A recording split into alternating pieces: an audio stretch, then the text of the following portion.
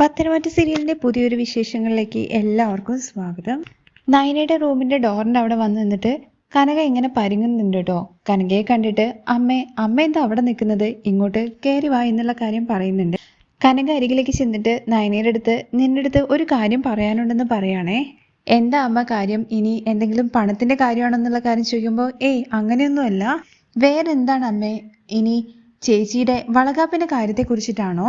അതെല്ലാം ആദർശമായിട്ട് നോക്കാം എന്ന് പറഞ്ഞിട്ടില്ലേ, പിന്നെ എന്താണ് അമ്മേ? മോളെ, നവ്യയുടെ വളകാപ്പിന് എനിക്ക് വലുതായിട്ടൊന്നും ചെയ്യാൻ വേണ്ടി കഴിയില്ല, അതാ എന്ന് പറയുമ്പോൾ അതല്ലേ പറഞ്ഞത് അമ്മേ. ആദർശമായിട്ടെല്ലാം നോക്കിക്കോളാം എന്നുള്ള കാര്യത്തെക്കുറിച്ച് അമ്മ ഒന്നിനെ കുറിച്ചും ഭയപ്പെടാതെ ഫംഗ്ഷനിൽ നന്നായിട്ടിരുന്നാൽ മതി, സന്തോഷത്തോട് കൂടിയിട്ട്. അതല്ല മോളെ എന്ന് പറഞ്ഞിട്ട് സാരിത്തുമ്പിനകത്ത് കെട്ടിയിരിക്കുന്ന ഒരു ചെറിയ ബോക്സ് എടുത്ത് തുറന്നിട്ട് നയനയ്ക്ക് കാണിച്ചു കൊടുക്കുകയാണ്. അതിനകത്ത് കമ്മലായിരുന്നു ഉണ്ടായിരുന്നത് കേട്ടോ. ഇത് കണ്ട നയന ചോദിക്കുന്നുണ്ട്, എന്താ അമ്മ ഇത്? ഇത് മോളെ അച്ഛൻ വീട്ടിലെ ചെലവിന് വേണ്ടിയിട്ട് തന്ന പൈസ ചേർത്ത് വെച്ചിട്ട് ഞാൻ ചെറിയൊരു 2 ഗ്രാമിന്റെ കമ്മല് മേടിച്ചതാണ്. ഇത് നവ്യക്ക് നേരിട്ട് കൊടുക്കാൻ എനിക്ക് മടിയാണ് മോളെ. പിന്നെ എല്ലാവരുടെയും മുമ്പിൽ വെച്ചിട്ട് കൊടുക്കുക എന്ന് വെച്ചാൽ അവർ നമ്മളെ കളിയാക്കില്ലേ? എന്തിന് നമ്മുടെ നവ്യ വരെ നമ്മളെ കളിയാക്കുന്ന രീതിയിൽ സംസാരിക്കും. ഇത് നീ അവൾക്ക് കൊടുക്കണം. എൻ്റെ 2 പെൺമക്കളുടെ കല്യാണത്തിനും എനിക്കൊന്നും ചെയ്യാൻ വേണ്ടി പറ്റിയിട്ടില്ല. എന്തായാലും നിങ്ങൾ 2 പേരും വന്ന ഇടം വലിയ ഇടം തന്നെയാണ്. പിന്നെ ഇത് നീ നിന്റെ കൈ കൊണ്ട് കൊടുത്താൽ മതി, നീ കൊടുക്കുക എന്നുള്ള രീതിയിൽ. അമ്മ എന്താ അമ്മ ഇങ്ങനെയൊക്കെ പറയുന്നത്? അമ്മയുടെ സ്നേഹവും വാത്സല്യവും ഉണ്ടെങ്കിൽ തന്നെ അതിനും മേലായിട്ട് വേറെ ഒന്നും ആവശ്യമില്ല. തുടർന്ന് നയനയാണെങ്കിൽ മനസ്സിൽ വിചാരിക്കുന്നത്, ചേച്ചി ചെയ്യുന്ന ഈ കാര്യങ്ങൾക്കൊക്കെ മനസ്സ് വല്ലാതെ വേദനിക്കുന്നുണ്ട്. ഇല്ലാത്ത കുഞ്ഞിന് വേണ്ടിയിട്ട് പണമെല്ലാം ചേർത്ത് വെച്ചിട്ട് അമ്മ സ്വർണം കൊണ്ടുവന്നിരിക്കുകയാണ്. ഞാനാണെങ്കിൽ സത്യം പറയാതിരിക്കാൻ വേണ്ടിയിട്ട് അവൾ എന്നെ ബ്ലോക്ക് ചെയ്ത് വെച്ചിരിക്കുകയാണ്. ഇനി അമ്മയോട് ഞാൻ സത്യം പറഞ്ഞു കഴിഞ്ഞാൽ അമ്മ ഇവിടെ കിടന്ന് ഭദ്രകാളി ആടുന്നത് പോലെ ആടും. എപ്പോഴാണോ എനിക്കിതിൽ നിന്നൊക്കെ ഒരു മോചനം കിട്ടുന്നതെന്നൊക്കെ ഇങ്ങനെ ചിന്തിച്ചുകൊണ്ടിരിക്കുമ്പോൾ നയന എന്ന് പറഞ്ഞ് ആദ്യം കനക വിളിക്കുന്നത് കേൾക്കുന്നില്ല കേട്ടോ. വീണ്ടും നയന എന്ന് പറഞ്ഞിട്ട് വിളിക്കുമ്പോഴാണ് പെട്ടെന്ന് ഞെട്ടലോട് കൂടിയിട്ട് നയന അത് കേൾക്കുന്നത്. തുടർന്ന് കനക പറയുന്നത്, നിനക്ക് ഒരു കുഞ്ഞു പിറക്കുമ്പോഴേക്കും ഞങ്ങൾക്ക് എല്ലാ കാര്യങ്ങളും ചെയ്യാനുള്ള അവസ്ഥ ദൈവം തരട്ടെ, അതൊക്കെ അമ്മ ഉണ്ടാകും. തുടർന്ന് നയന പറയുന്നുണ്ട്, അമ്മയോട് എനിക്ക് പ്രധാനപ്പെട്ട ഒരു കാര്യം പറയാനുണ്ട് എന്നുള്ള കാര്യം പറയടി എന്നുള്ള കാര്യം കനക പറയുമ്പോൾ അമ്മ ചേച്ചി എന്ന് ആദ്യം തുടങ്ങുകയാണ് കേട്ടോ. അവൾക്ക് എന്താണ് പറ്റിയത്? അല്ല ചേച്ചി നമ്മുടെ വീട്ടിലേക്ക് വന്നതിന് ശേഷം ഞാൻ ഇതിനെക്കുറിച്ച് പറയാം. അതുവരെ അമ്മ എന്നോടത്ത് എന്താ ഏതാന്നൊന്നും ചോദിക്കരുത്, എനിക്കിപ്പോൾ പറയാൻ പറ്റാത്തൊരവസ്ഥയിലാണ്. നീ എന്താണ് ഇങ്ങനെയൊക്കെ പറയുന്നതെന്നുള്ള കാര്യം ചോദിക്കുമ്പോൾ ഒരു വിഷയം എൻ്റെ മനസ്സിൽ കിടന്നിട്ട് എരിയുകയാണ്, അത് ആരോടെങ്കിലും പറയണം. അതിനെന്താടി നീ അമ്മയോട് എന്നുള്ള കാര്യം പറയുമ്പോൾ ഒരു നല്ല കാര്യത്തിന് വേണ്ടിയിട്ട് കള്ളം പറയുന്നത് തെറ്റല്ലല്ലോ. തെറ്റല്ല, പക്ഷെ നീ എന്താ മോളെ കള്ളം പറഞ്ഞെന്നുള്ള കാര്യം ചോദിക്കുമ്പോൾ അത് ചേച്ചി വീട്ടിലേക്ക് വന്നതിന് ശേഷം ഞാൻ പറയാം എന്നുള്ള കാര്യം പറയാണേ. പറ്റില്ല, നീ ഇപ്പം തന്നെ പറയണം. അപ്പോഴേക്കും അവിടുന്ന് മുത്തശ്ശി നയനമോളെ എന്ന് പറഞ്ഞ് വിളിക്കുന്നുണ്ട് കേട്ടോ. ദാ മുത്തശ്ശി വിളിക്കുന്നുണ്ട്, ഞാൻ എന്താന്ന് നോക്കിയിട്ട് വരാം എന്ന് ആ കമ്മലെടുത്ത് ഡ്രോയറിൽ വെച്ചതിന് ശേഷമാണ് കേട്ടോ നയന പോകുന്നത്.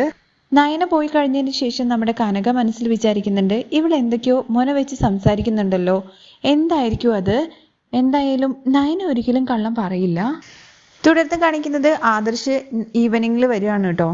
റൂമിൽ വന്ന് നോക്കുമ്പോൾ അവിടെ നയനയില്ല. ഭാഗ്യമുണ്ട്, എത്രയും വേഗം തന്നെ ഈ സാരി മാറ്റി വെക്കണം എന്ന് പറയാണ് കേട്ടോ. ആദർശ് പുതിയൊരു സാരി മേടിച്ചിരിക്കുകയാണ്, അമ്മ തന്ന ആ ഷർട്ടിന് മാച്ച് ആയിട്ട് കേട്ടോ. എന്നിട്ട് നയന മേടിച്ചിരിക്കുന്ന ആ പെയർ സെറ്റ് അവിടുന്ന് മാറ്റിയിട്ട് വെക്കാൻ വേണ്ടിയിട്ടാണ്. ദൈവമേ, എന്തൊരു പെടുത്തലാണ് എന്നെ പെടുത്തിയിരിക്കുന്നത്. ഒരു ഷർട്ട് കാരണം എന്തെല്ലാം ബുദ്ധിമുട്ടാണ്. അമ്മയെയും ഒരിക്കലും സങ്കടപ്പെടുത്താൻ വേണ്ടി പറ്റില്ല, എന്നാൽ നയനയെയും പറ്റില്ല. അതിന് വേണ്ടിയിട്ട് ഞാൻ എന്തോരം കഷ്ടപ്പെടുന്നു. ഇപ്പോൾ ഒരു അടി നടന്നാൽ കൂടി അതിൽ ജയിച്ചിട്ട് വരാം, പക്ഷേ ഇത് കുറച്ച് കഷ്ടമാണ്.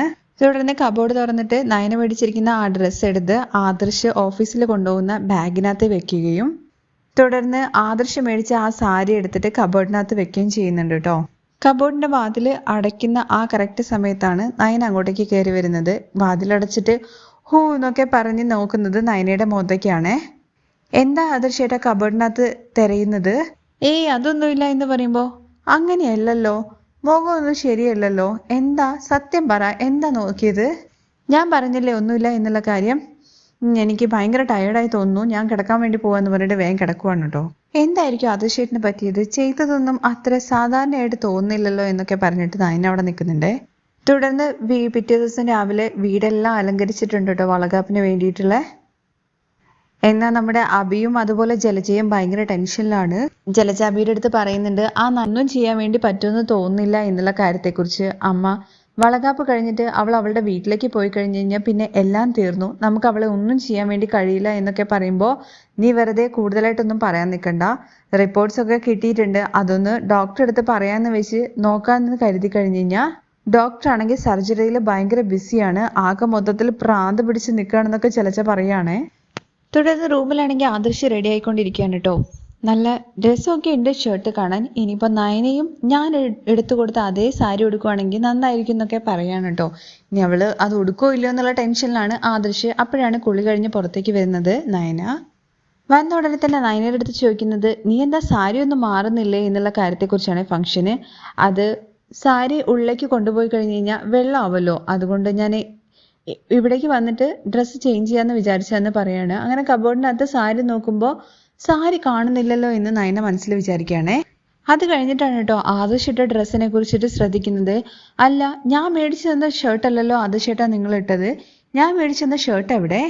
ആദർശേട്ടാ ഫംഗ്ഷൻ ഇടാൻ വേണ്ടിയിട്ട് ഞാൻ പുതിയ ഡ്രസ്സ് മേടിച്ചു വെച്ചതാണല്ലോ, ഇതൊക്കെ ഞാൻ ഇട്ട സാരികളൊക്കെയാണ്, അത് കാണുന്നില്ലല്ലോ എന്നൊക്കെ പറയുമ്പോൾ ഞാനും നോക്കി, അത് കാണാത്തത് കൊണ്ടാണ് ഞാൻ ഇതെടുത്തിട്ടത്, ഞാൻ വരാം എന്ന് പറഞ്ഞിട്ട് ആദർശ് നയനയ്ക്ക് അരികിലേക്ക് ചെന്നിട്ട് കബോർഡിനകത്തുള്ള 2 സാരി എടുത്ത് ഇങ്ങനെ വെച്ച് നോക്കുന്നുണ്ട്. ഹേയ് ഇത് കൊള്ളില്ല എന്ന് പറഞ്ഞതിന് ശേഷം ആദർശ് ഇന്നലെ മേടിച്ച ആ സാരി ഉണ്ടല്ലോ അതെടുത്തിട്ട് കാണിക്കുകയാണേ. ഇത് നല്ല സാരിയാണെന്ന് പറയുന്നുണ്ട്. അത് ശ്രദ്ധിക്കുന്നത് ആദർശിന്റെ ഷർട്ടിന്റെ കളറും നയനയുടെ സാരിയുടെ കളറും ഒരുപോലെയാണല്ലോ എന്നുള്ള കാര്യം. എന്താ ഒരേപോലെ ഇരിക്കുന്നത്, ഇത് എന്റെ സാരിയല്ലല്ലോ. അത് തന്നെ ഞാനും നോക്കുന്നത്, നന്നായിട്ടുണ്ടല്ലോ, എന്തായാലും നീ ഇതന്നെ ഉടുക്ക്, നീ ഇത് ഉടുത്തോ എന്നുള്ള കാര്യം പറയുമ്പോൾ ഞാനിത് ഉടുക്കില്ല, ഞാൻ മേടിച്ച ഡ്രസ്സിന്റെ പാക്കറ്റ് കാണണം, അല്ലാതെ എനിക്ക് ഇഷ്ടമല്ലാത്ത ഈ കളർ ഞാൻ ഉടുക്കില്ല എന്ന് പറയണേ. എന്താ നയന ഇത് നല്ല കളറല്ലേ, ഇത് ഉടുക്കുക എന്ന് വീണ്ടും പറയുന്നുണ്ട്. അപ്പോൾ നയന പറയുന്നത് ഞാൻ പറഞ്ഞില്ലേ നിങ്ങളടുത്ത് ഈ കളർ എനിക്ക് ഇഷ്ടമല്ല എന്നുള്ള കാര്യം, നിങ്ങളൊന്ന് പുറത്ത് പോയി ഞാൻ വേറെ ഏതെങ്കിലും സാരി എടുത്തോളാം എന്ന് പറയുമ്പോൾ അപ്പോൾ ഇത് എന്ന് പറയണേ, നിങ്ങളൊന്ന് പോ എന്ന് പറഞ്ഞിട്ട് ആദർശിനെ അവിടെ നിന്ന് പുറത്താക്കുകയാണ് കേട്ടോ നയന. അങ്ങനെ ഡോർ അടക്കിയാണ് നയന. പുറത്ത് നിന്നിട്ട് ആദർശ് മനസ്സിൽ വിചാരിക്കുന്നുണ്ട് ഇത്രയും കഷ്ടപ്പെട്ടിട്ടും അവൾ വേറെ സാരി ഉടുക്കാൻ പോവല്ലേ, ഇനിയിപ്പോൾ ആദർശ് എന്താ ചെയ്യുക എന്നുള്ള കാര്യം. അപ്പോഴാണ് കേട്ടോ ആദർശ് മോനെ എന്ന് വിളിച്ചുകൊണ്ട് കനകരികിലേക്ക് ചെല്ലുന്നത്. എന്താ ആൻറ്റി എന്നുള്ള കാര്യം ചോദിക്കുമ്പോൾ അല്ല ആദർശ് മോൻ എന്താ ഒറ്റയ്ക്ക് സംസാരിക്കുന്നത് എന്നുള്ള കാര്യം ചോദിക്കണേ. അത് ഞാൻ ഫോണിൽ എന്നുള്ള കാര്യം പറയുമ്പോൾ ഫോൺ നോക്കുമ്പോൾ ഫോണില്ല കേട്ടോ കയ്യിൽ, കാരണം മുണ്ടാണല്ലോ എടുത്തത്. അയ്യോ ഇനിയിപ്പോൾ എങ്ങനെയൊന്ന് എസ്കേപ്പ് ആവാൻ വേണ്ടി പറ്റും എന്നുള്ള കാര്യം മനസ്സിൽ വിചാരിക്കുന്നുണ്ട്. തുടർന്ന് കനക ചോദിക്കുന്നത് അല്ല ആദർശ് മോനെ, ഞാൻ വിചാരിച്ചു നിന്നെ നയന പുറത്താക്കിയതാണ് എന്നുള്ള കാര്യം. അങ്ങനെയൊന്നുമില്ല, എന്താ നയന ഇതുവരെ റെഡി ആയില്ലേ എന്ന് ചോദിക്കുമ്പോൾ ഇല്ല ആൻറ്റി, എപ്പോഴും അവൾ ഇങ്ങനെയാണ്, ഭയങ്കര ലേറ്റാന്നൊക്കെ പറയാണ് കേട്ടോ. അത് പിന്നെ പെൺകുട്ടികൾ അങ്ങനെ തന്നെയല്ലേ മോനെ, നിങ്ങൾ ആൺപിള്ളേർക്ക് എന്ത് സുഖമാണ് ഒരു മുണ്ട് കൊടുത്ത് ഒരു ഷർട്ട് ഇട്ടാൽ പോരെ, എന്നാൽ പെണ്ണുങ്ങൾ അങ്ങനെയാണോ, സാരി ഉടുത്ത് മുടി കെട്ടി ആഭരണങ്ങളൊക്കെ ഇട്ട് പൂ വെച്ച് പൊട്ട് വെച്ച് എല്ലാം ചെയ്യണ്ടേ, അപ്പോൾ ലേറ്റ് ആകൂ എന്നുള്ള കാര്യം പറയുമ്പോൾ അതെ ആൻറ്റി പറഞ്ഞത് കറക്റ്റ് ആണെന്ന് പറയാണ് കേട്ടോ ആദർശ്.